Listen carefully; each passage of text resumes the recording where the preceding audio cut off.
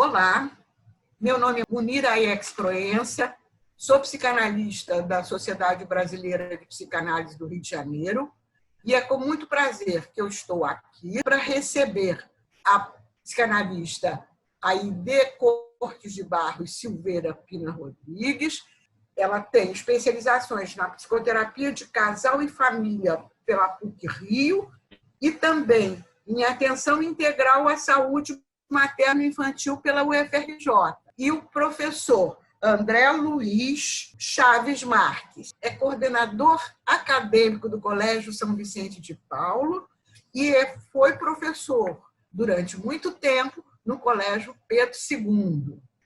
Mas por que nós chamamos essas duas pessoas?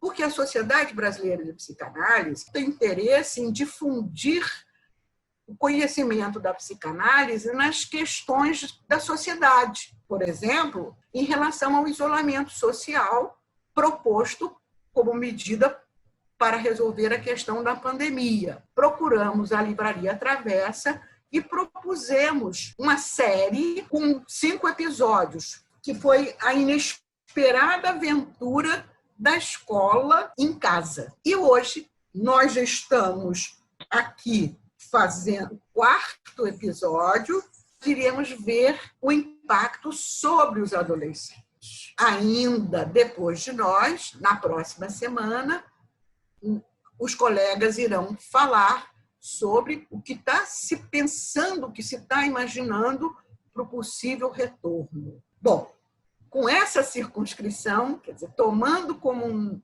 nossa praia os adolescentes, a gente convida vocês a nos falarem das suas experiências. Vamos, então, começar com o professor André. Bom, inicialmente, eu quero agradecer o que eu considero um privilégio, né? Que é estar aqui com pessoas de tão alta qualificação, muita experiência, representantes de uma sociedade que tem uma fundamentalidade, uma importância inconteste na nossa sociedade, e pontuando, né, como já colocou inicialmente a Munira, o meu lugar de fala, né, como um profissional que está na ponta, digamos assim, né, está na linha de frente assistindo essa mudança e os efeitos que ela tem produzido na juventude, nos adolescentes e nas adolescentes de modo geral, né? Logo de cara, uma coisa que é muito importante, né? Nós vivemos uma sociedade em que o acesso à informação e os processos de transformação dessa informação em conhecimento, diferentemente do que foi há alguns anos, né? do que era, né? Há alguns anos, muito mediado pela escola, né? Então, hoje nós temos condições, né? A juventude tem condições de acessar as informações e produzir conhecimentos por outros meios que não a escola. Então, um dos grandes papéis que a escola exerce é justamente na definição dos próprios alunos, o de ser um veículo de integração e interação entre as pessoas. Então, quando a pandemia surge, o grande impacto que a juventude tem é justamente a perda desse espaço. Não há mais aquele ambiente no qual se produziam, se promoviam, melhor dizendo, trocas com os colegas, com as colegas, com os professores, com os demais funcionários da escola. Então, isso fez com que a garotada reagisse com muita dificuldade, né? Porque como eu vou lidar com esse espaço que me foi subtraído? Então, esse é um dos primeiros pontos que os alunos e as alunas trazem nas suas conversas conosco, né? Nesse sentido. E aí, o que se tentou fazer, como bem citou a Munira, num primeiro momento, a tentativa foi de levar para casa, né, no modelo remoto, aquilo que acontecia na escola. Então, as aulas, em certa medida, né, os professores, no exercício de reinvenção, de invenção, de criatividade, de coragem, né, de muita disponibilidade, começaram a produzir as suas aulas e, naturalmente, a tendência da gente é de aproximar isso àquilo que se fazia na escola. E aí, mais uma vez, uma manifestação de dificuldade dos alunos. Por quê? Isso significa ficar muito tempo diante da tela de um computador, na posição de quem escuta, né? E aí, na sala de aula isso acontece, mas você tem a possibilidade de uma interação, né? Não só com quem está contigo ali na sala, né? Com seus colegas, mas também com professores. E aí você se viu diante de uma tela, sozinho, com uma pessoa falando constantemente, e o aluno na condição de quem escuta. Vamos, então, agora ouvir a Aidê. Eu quero agradecer o convite, Munira. É sempre um prazer fazer uma troca rica entre os colegas, entre pessoas que têm proximidade com os adolescentes. A gente está vivendo agora um momento que não só para os jovens foi traumático, né? Na medida em que da noite para o dia nós tivemos que ser confinados por conta da pandemia. Mas eu acho interessante quando o professor André fala do espaço da escola como um espaço de convivência e da perda que o adolescente está sentindo nesse momento, porque a gente precisa voltar um pouquinho e entender o momento da adolescência, o que o jovem vive, né? Ele é surpreendido também pelas mudanças corporais, né? Eu me valo muito da Arminda Berasturi, que fala que o adolescente ele tem que cumprir 3 lutos, né? O luto pelos caracteres infantis, ele perde o corpinho da infância pelo surgimento abrupto de caracteres sexuais secundários, né? A gente pode imaginar aí que o adolescente não tem o menor controle sobre esse acontecimento.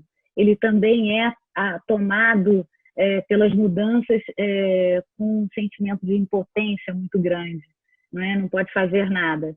Ele tem que fazer o luto pelos pais da infância, que não são mais os pais ideais para ele, e ele precisa também fazer o luto dessa imagem infantil dele, dessa identidade.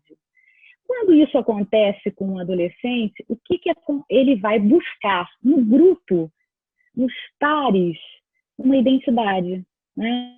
Porque eu estou falando todo esse arrazoado para chegar onde o André trouxe a ideia de grupo, de convivência, do espaço escolar, que agora ele foi retirado. Retirado não, porque, como o André disse, a escola tentou trazer isso de forma remota, né? Porque eu tenho escutado muitos pais no consultório reclamando um pouco dos filhos, porque apesar de estarem em casa, os filhos não ficam juntos, né? Mas é necessário que não fiquem juntos. Essa construção de uma identidade, de uma subjetividade, que, é claro, ela não veio só no momento da adolescência. É um processo que culmina, né? Culmina e acho que vai continuar sempre, mas ele tem um momento importante, marcante na adolescência, né? Então, eu compreendo isso que o André está falando, acho que, de fato, eles estão sofrendo com a falta de relação, porque o adolescente vai buscar os ideais no grupo dele, alguns deles, dependendo de como cada um se posiciona no grupo, alguns deles vão ser os próprios líderes, não é? Porque é como se eles estivessem reproduzindo agora no grupo aquela situação familiar, né? Ou eu tenho um líder ou eu mesma sou o líder desse conjunto, e ali vai se costurando a identidade deles. Então, é nesse sentido que nós demos a esse episódio o nome de A Balada Perdida. Quando nós usamos essa expressão, é claro que nós estamos também privilegiando a questão da sexualidade, a questão do início da convivência em termos que necessitam da presença corporal propriamente dita, né? É nisso que nós queremos agora ouvir do professor André, de que maneira essa súbita impossibilidade de fazer essas experiências, né, instalada pelo isolamento social. Como é que tem sido? Olha, a Aide pontuou muito bem, né? Qual é um problema muito sério nisso tudo? É a necessidade desse processo de construção individual fora do espaço familiar, mas de uma construção coletiva no grupo. E isso foi roubado, né? Quer dizer, a balada roubada também vai nesse sentido de o jovem ser instado a estar em casa numa convivência com a família que não era usual, né? Não era não existia antes e não era prevista justamente por conta de tudo que a ID bem colocou. E agora eles têm que conviver. Então, eles são extremamente afetados pela saúde mental, digamos assim, dos adultos. Eles se veem sem uma perspectiva, porque, embora esteja muito difícil para nós, para os adultos, né, nós já temos algumas experiências, nós temos a maturidade, digamos assim, nós temos uma vida já vivida. E eles têm trazido para a gente muito, Munira, a questão de incertezas. A única coisa que eles têm na vida é a incerteza. Para tudo quanto é lado que eles olhem, eles têm muita insegurança, porque eles não viveram ainda uma quantidade de experiências, né, para ter algumas coisas constituídas, algumas bases mais solidificadas, como nós temos. Não quero com isso dizer que a vida seja formada de certezas, mas existem algumas que a gente vai construindo ao longo da vida que eles não tiveram oportunidade. Então, é uma insegurança muito grande. Por exemplo, alunos do terceiro ano do ensino médio, a única certeza que eles têm é que no ano que vem eles vão perder o colégio, onde muitos estudaram desde os 6 anos de idade. Então, a única certeza que eles têm é de uma perda, né? Então, fica muito esse sentimento da perda, esse sentimento da falta, né? Da roubada, né? Na verdade, assim, a adolescência, esse período, é um período de crise. Toda essa confusão, eu vou chamar de confusão mental, sem carregar na tinta da confusão mental, mas é uma confusão de identidade. É como se eu percorresse momentos de infância e momentos de juventude, levando em consideração que o adolescente vai oscilar da dependência e da independência. Então, para algumas coisas, ele ainda se sente muito dependente, para outras, ele está ávido por sua resolução, né? Nesse ponto, a gente podemos nos considerar um pouquinho diferentes algumas vezes. Outras, a gente também vai lá e mergulha na nossa infância, né? Mas eles têm uma variação de humor muito grande. A gente vê, às vezes, movimentos depressivos no adolescente que estão falando de como é lidar com o luto de todas essas questões e da identidade infantil. Então, ele realmente oscila de humor com muita facilidade e isso está sendo severamente aumentado pela pandemia, pelo momento que a gente está atravessando, né? Eu costumo dizer que eu gosto de pensar na mochila dos adolescentes. Eu acho, volta e meia, quando eu vejo assim, adolescentes andando na rua e tal, eu fico olhando, cada um com uma mochila. E eu faço um paralelo dessa mochila com as ferramentas que cada ego tem, né? Que esses indivíduos vão carregando. Umas mochilas são mais atrapalhadas que as outras, umas bem velhas, as outras todas novas, lindas. Umas a gente abre, tem lugar para esconder coisas dentro. Outras têm elementos que vão emprestar para os colegas. Outras estão muito, enfim, precárias no sentido de ferramentas para ir para a escola. Mas eu estou fazendo esse paralelo com a subjetividade, né? cada um de nós, a gente sabe que tem um nível de trauma que atinge a todos nós, né? Tem um nível aí que a gente vai ter que lidar com o que está acontecendo. Da mesma maneira com o adolescente. E isso vai... qual é a diferença para cada um deles? Vai refletir de uma maneira diferente, né? Para a psicanálise, é muito difícil a gente falar em termos gerais. A gente tem que olhar cada um e cada mochilinha que cada um traz, né? Que ferramentas e que força e que organização mental aquele aparelho tem para lidar com essas adversidades. Agora, sem sombra de dúvida, a frustração é muito grande, porque imagina que você estava prestes a abrir as suas relações, não é prestes, você já vinha abrindo e você estava tentando se identificar, buscando o seu futuro, que carreira vai fazer, que trabalho vai ter, como vai ser a orientação sexual, os encontros, tudo isso está em jogo. Nada disso é fácil, tudo isso tem um preço e uma angústia muito ligada a todos esses momentos, né? E, de repente, você é obrigado a ficar confinado em casa com as figuras parentais, normalmente, né? Com a sua família. E você estava num movimento inverso. Então, há uma certa frustração, porque é uma questão quase como se fosse levada a uma regressão, um infantilismo, uma coisa de você ter que obedecer aquela história de dentro da minha casa tem que ser assim, né? O adolescente saía bastante, muitas vezes ia para um refúgio interno, né? mais recolhido, e hoje isso está tudo muito atrapalhado, atravessado pelo momento que a gente está vivendo. Então, eu queria também lembrar aqui alguma coisa, e vou me dirigir ao professor André nessa parte, que as famílias que eles estão encontrando também estão diferentes da que elas eram antes da pandemia.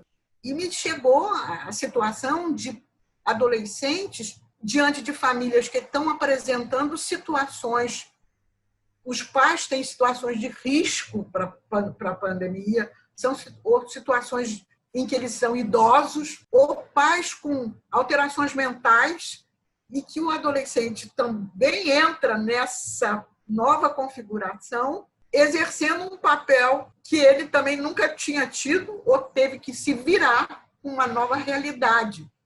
Não sei como é que o professor André tem escutado isso na sua prática.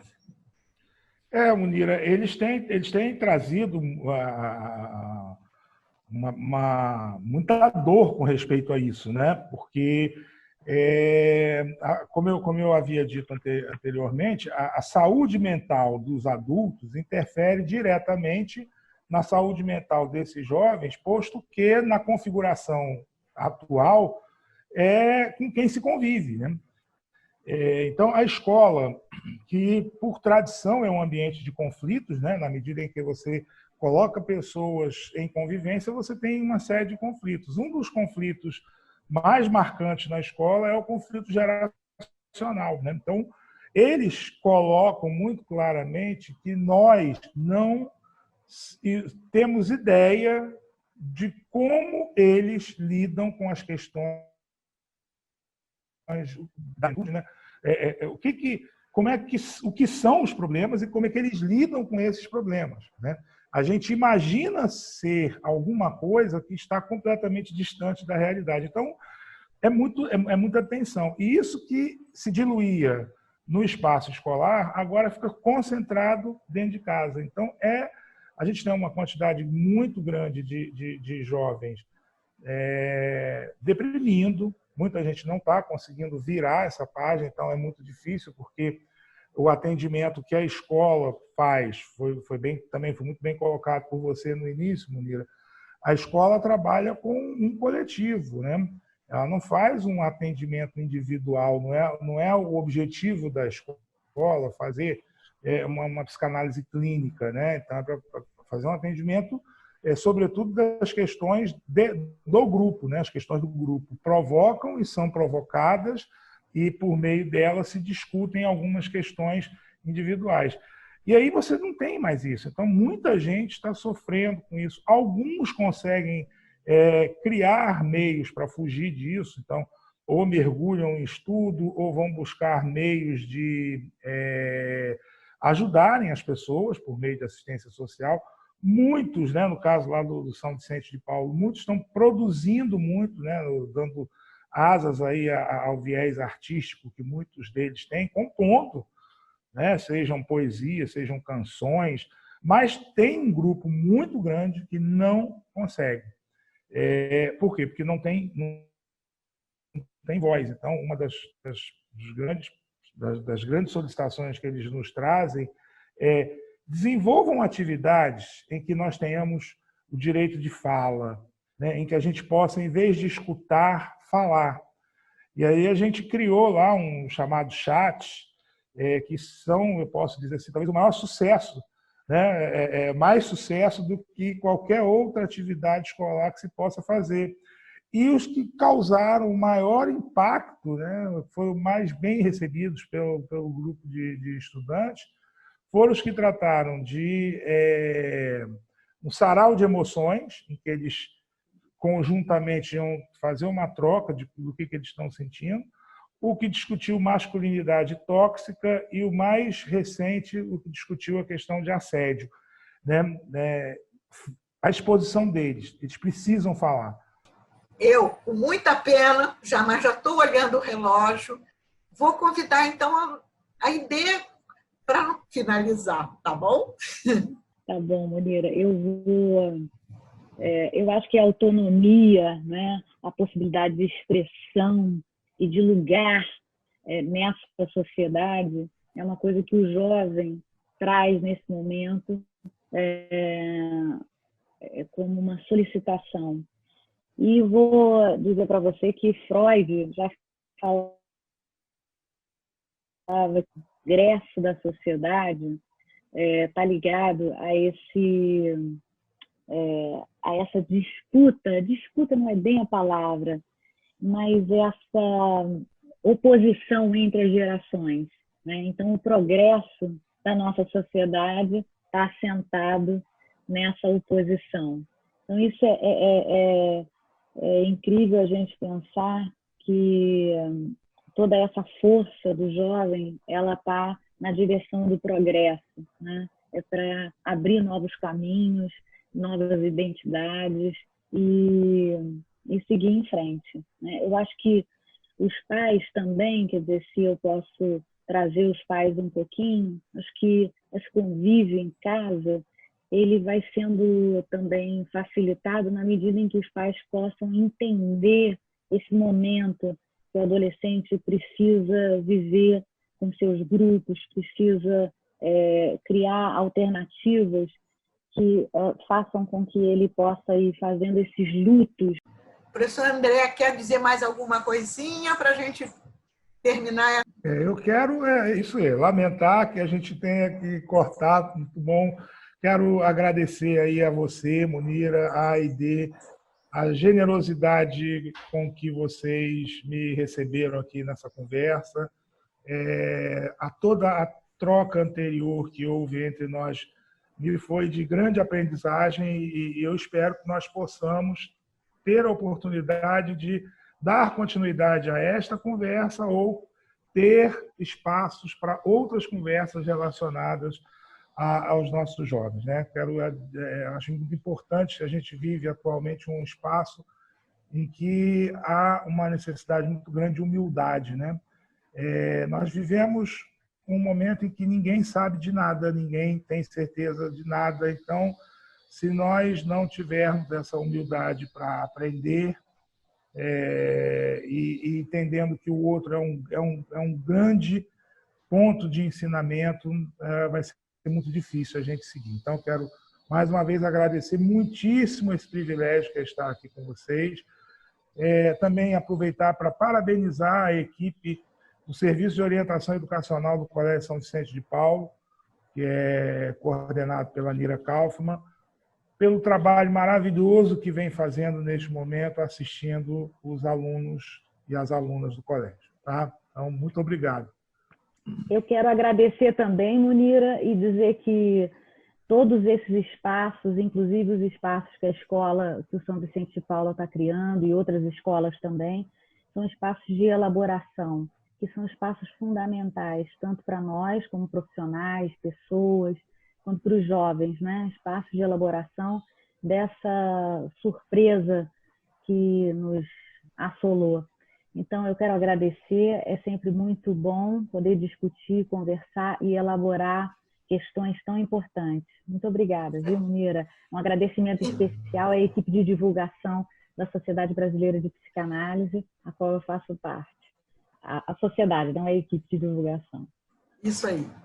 Estou aqui também, então, finalizando, lembrando ao público que os episódios anteriores já estão no YouTube, que os episódios são sempre lançados às terças-feiras, às 20 horas, e que depois do nosso ainda teremos um episódio que está sendo organizado para falar sobre o retorno. Eu fiquei muito satisfeita com a nossa conversa e espero poder encontrá-los em outra ocasião.